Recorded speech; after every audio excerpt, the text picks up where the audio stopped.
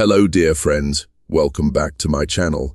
Today I am going to share with you a very surprising and hidden truth from the pages of history. This is not a tale of kings on thrones or elephants in royal processions, but of the deep oceans during the Second World War, where secrets swam silently beneath the waves. And before we begin, make sure to hit the subscribe button and press the bell icon so you never miss any of our interesting stories from the forgotten corners of history. The Second World War is remembered for its tanks that rumbled across Europe, for its bombers that darkened the skies, for its soldiers who fought in deserts, jungles, and ruined cities. But few remember that this was also a war fought in the oceans, not only by ships and submarines, but by creatures of the deep that were enlisted, trained, and even trusted with missions of life and death. Among these, none were as mysterious and controversial as the dolphins of war. Dolphins had always fascinated man. Since ancient times, sailors told stories of them guiding lost ships to safety, of rescuing drowning men, of appearing like guardians from the sea.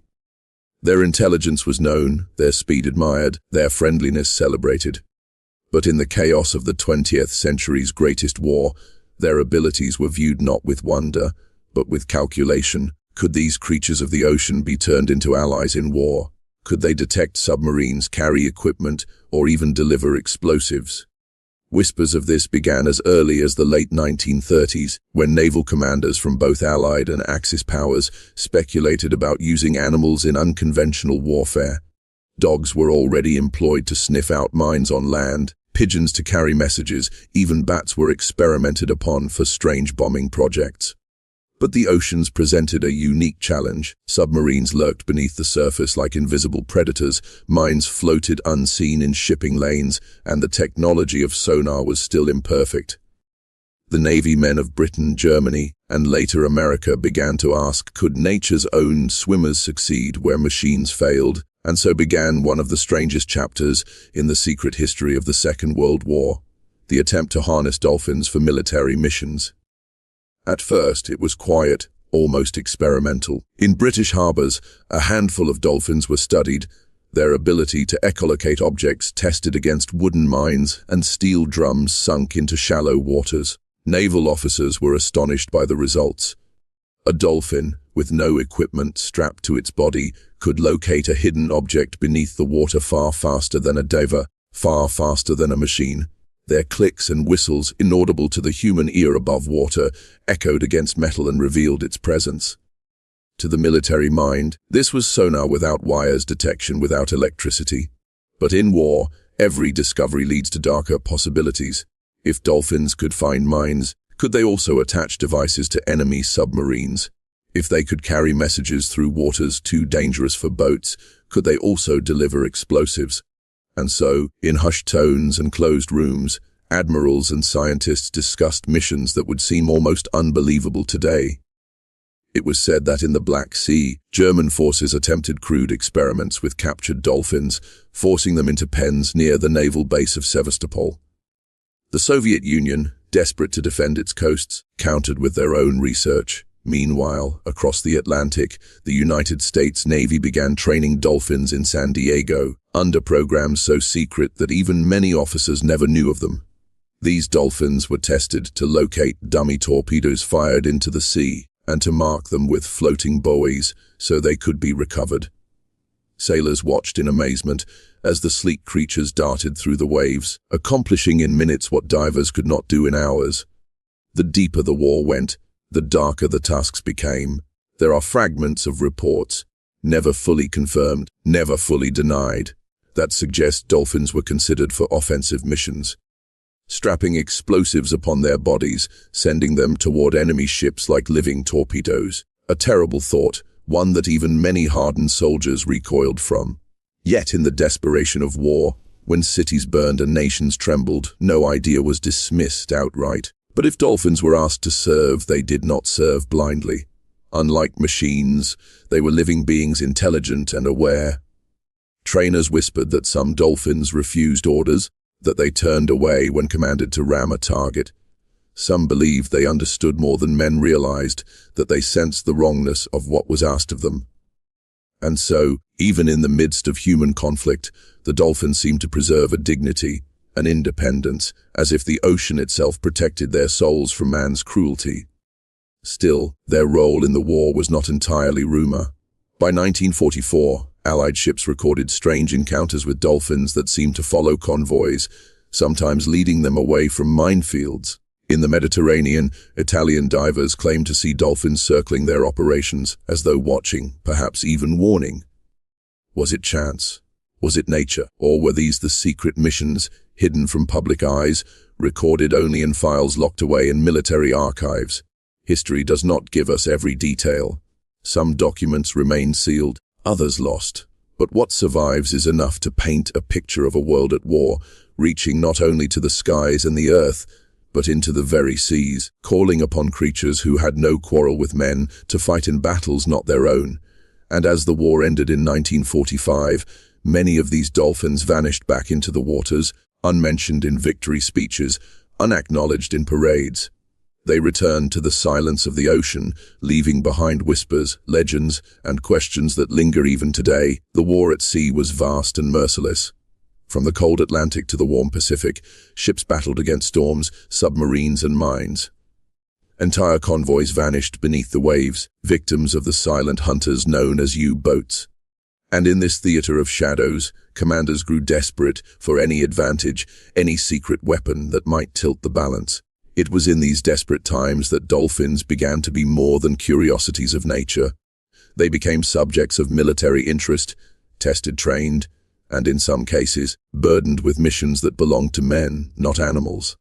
In the Mediterranean, the Italian Navy, renowned for its daring frogmen and experimental warfare, was rumored to have considered using dolphins for defense of its harbors. Dolphins were abundant in those waters, their silver bodies leaping in the sunlit waves of Naples, Taranto, and the Aegean Isles. The Italians, whose divers had already succeeded in sending manned torpedoes against British ships, wondered if nature could be an ally. Some say they attempted to lure dolphins into carrying small devices or leading hostile submarines away. Yet, what was attempted and what was imagined blurred in the chaos of war, leaving behind fragments of reports that historians still debate. Meanwhile, in the Black Sea, where German and Soviet navies clashed for dominance, stranger stories unfolded. Near Sevastopol, German forces had captured dolphins and kept them in pens, guarded as if they were prisoners of war. Witnesses later recalled seeing these creatures trained to fetch objects from the depths, to deliver packages across short distances underwater. The Soviet Union, too, tried to reclaim this unusual resource. At times it seemed as if the dolphins themselves were pawns in the great struggle between ideologies, caught unwillingly in the contest of nations. Across the Atlantic, however, the Americans began to take a different path. In San Diego, a program emerged that would later grow into something far larger after the war. But even then, its seeds were planted. Naval officers and scientists began testing how dolphins could locate sunken torpedoes, a task that frustrated human divers. To their astonishment, the dolphins succeeded with uncanny accuracy. Fired test torpedoes would vanish into the ocean's vastness, and yet, with a few clicks and turns, the dolphin would lead its handlers directly to the object, as if guided by a secret compass. The soldiers who witnessed it could hardly believe their eyes. Hardened men who had seen cities bombed into dust and comrades lost at sea now stood at the edge of the pier, clapping like children as the dolphins returned with signals of success. Some whispered that perhaps the sea had chosen its own protectors. Others, more practical, saw only a tool, one that could save ships, recover weapons, and detect dangers no machine could yet sense. But war does not stop at usefulness. It pushes always toward exploitation, and so darker discussions began behind closed doors. Could dolphins be sent to mark enemy submarines with buoys? Could they be taught to deliver explosive charges to the hull of an enemy ship? Could they, in the harshest of calculations, become living torpedoes? To the naval scientists, the dolphins were remarkable, but they were not machines. They had will, they had moods, they could refuse. And indeed, many did. Some dolphins would simply swim away from dangerous tasks, ignoring the whistles of their trainers. Others returned without completing the mission, as though they sensed the danger or injustice in what was asked of them. For some officers, this was a frustration. For others, it was a moment of awe, a reminder that intelligence is not the same as obedience. There were rumors among Soviet veterans that during the siege of Sevastopol, dolphins released from their pens refused to attack German ships, instead swimming into the open sea, never to return. Whether true or not, such tales spread among soldiers, who began to speak of the dolphins as if they were spirits of the ocean, unwilling to be chained to man's wars. Yet the idea of dolphins as secret guardians persisted. By 1943, Allied convoys crossing the Atlantic reported strange sightings.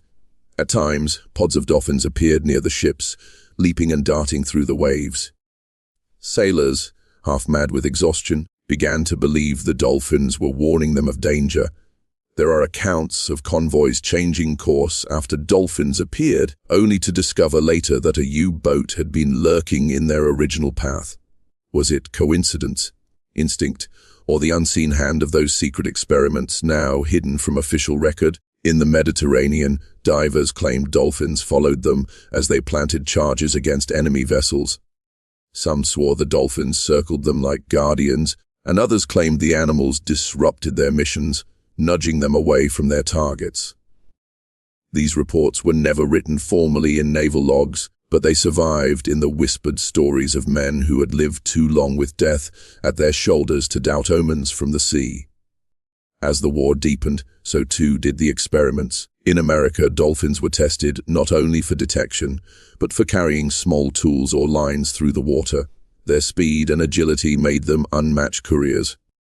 In Britain, there were discussions of employing them to patrol harbors, sensing mines before ships could be harmed.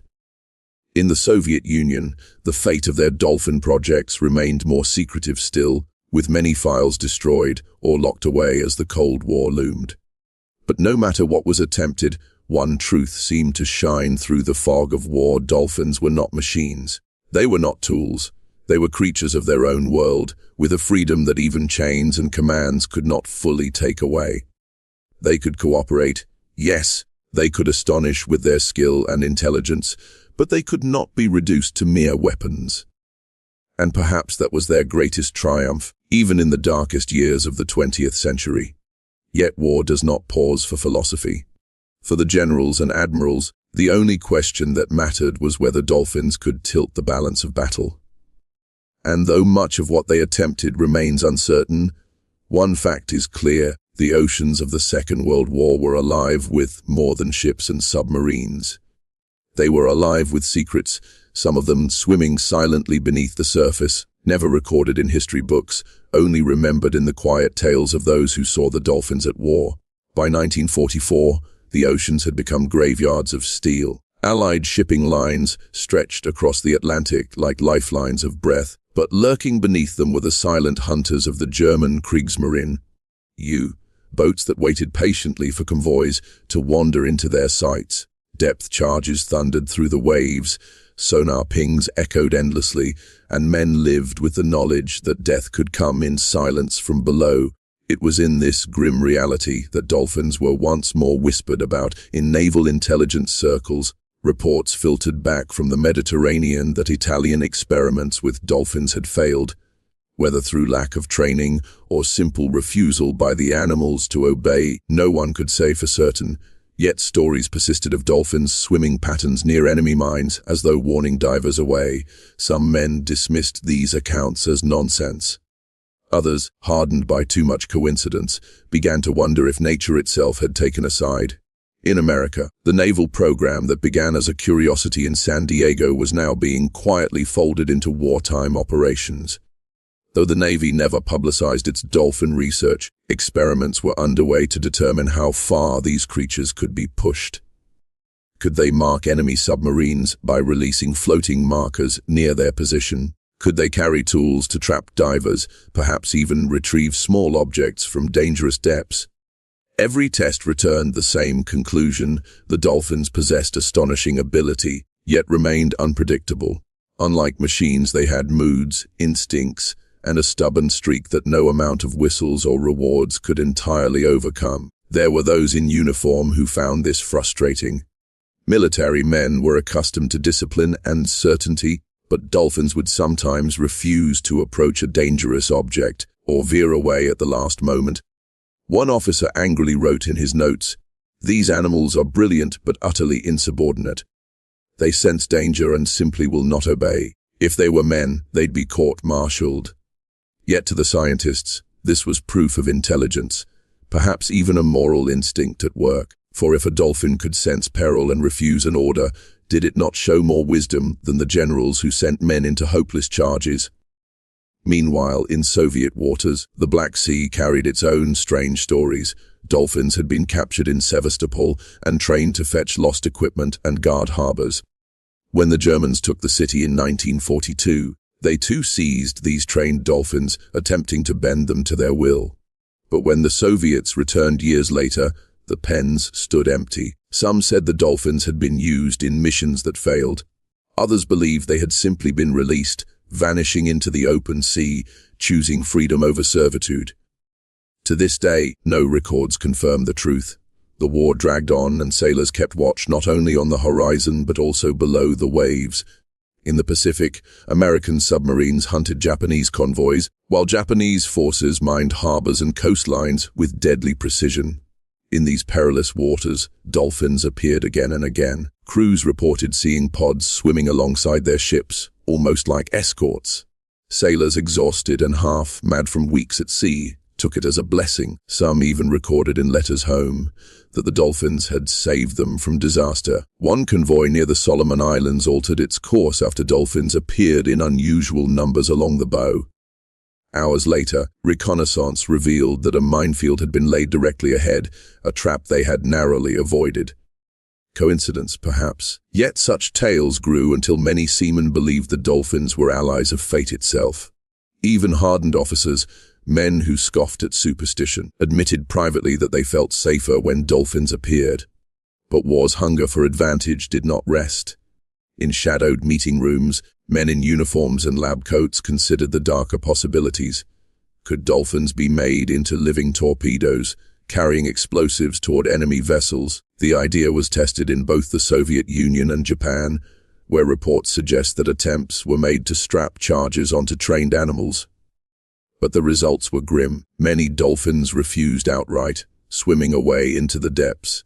Others were lost in explosions that horrified even the men who had devised the scheme. It became clear that while dolphins could be taught to perform wonders, they could not be made into willing weapons of destruction.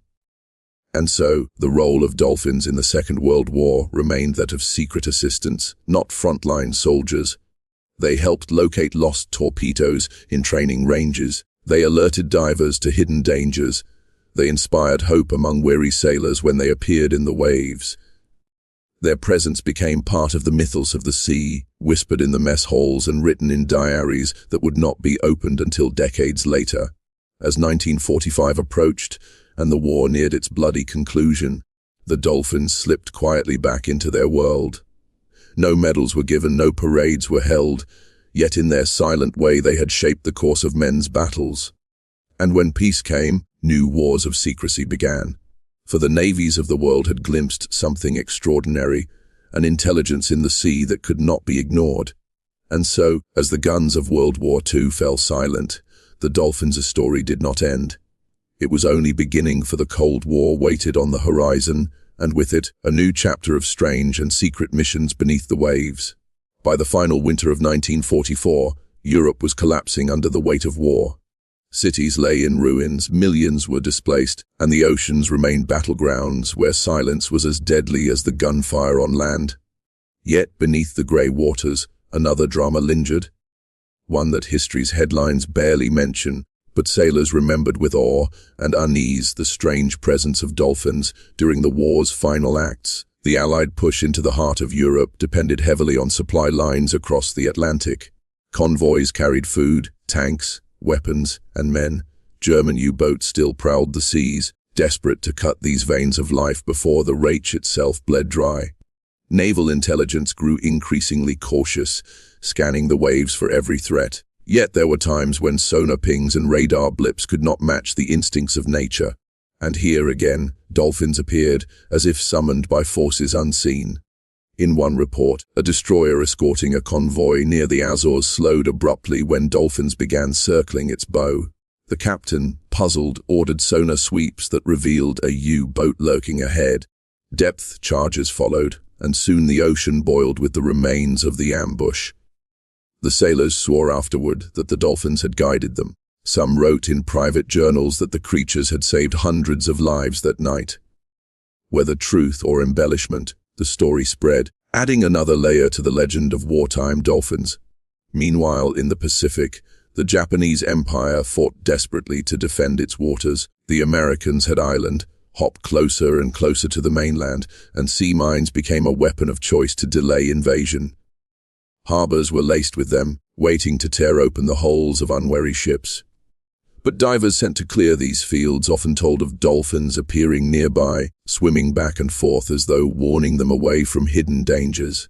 A few divers even reported that dolphins bumped their arms or shoulders, steering them off course moments before spotting a mine glimmering in the murky light. No official record confirms these accounts, yet they echo through oral histories of those who survived. Not all encounters were peaceful. Submarine crews recorded eerie moments when dolphins followed their vessels for days, riding the bow waves, only to vanish suddenly.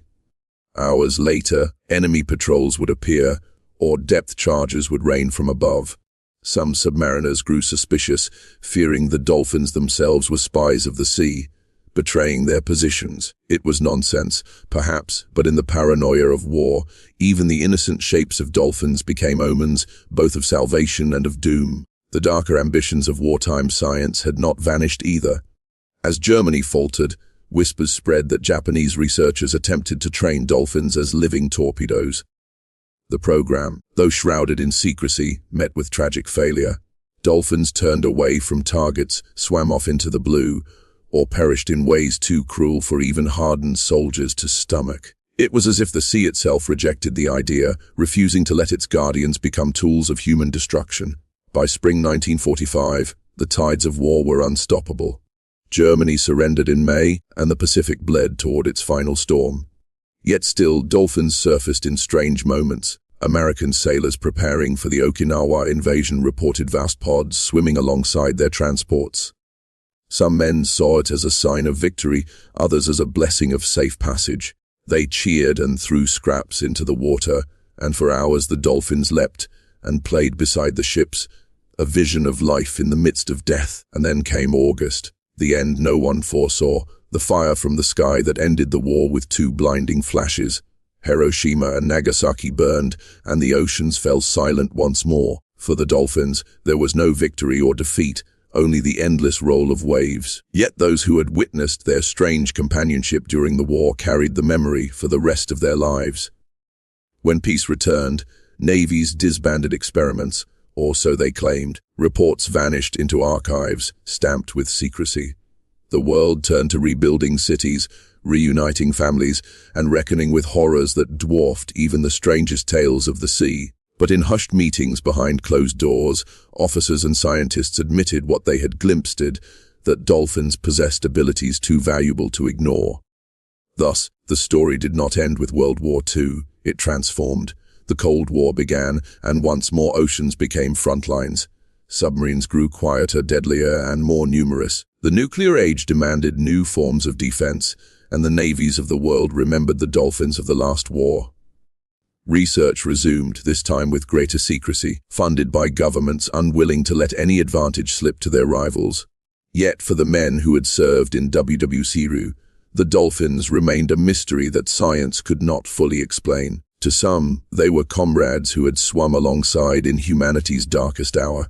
To others, they were enigmas, symbols of a natural world that refused to be controlled. And in the quiet years that followed, sailors told their children of nights when the sea came alive, when dolphins leapt under moonlight while bombs fell, and when, for a moment, war felt small against the wisdom of the ocean's guardians.